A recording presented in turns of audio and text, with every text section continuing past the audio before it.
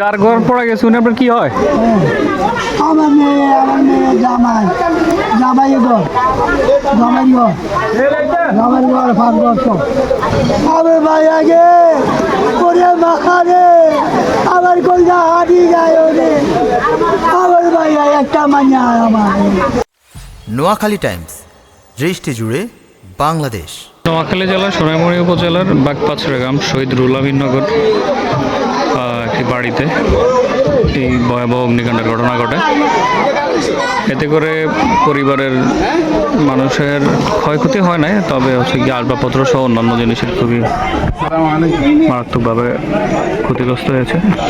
স্থানীয় fire service এবং police এসে সরজমিনে ঘটনাটি দেখে গেছেন এবং কি ফায়ার সার্ভিস আসার আগেই উৎসুক জনতা এবং কি এলাকার স্থানীয় ব্যক্তিবর্গ আগুন নিয়ন্ত্রণে নিয়ে আসেন।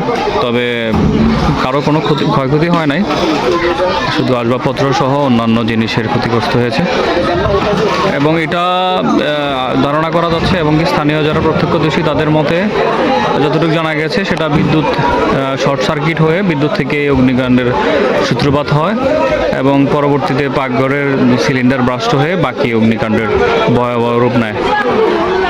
এই ছিল এখানকার সর্বশেষ পরিস্থিতি।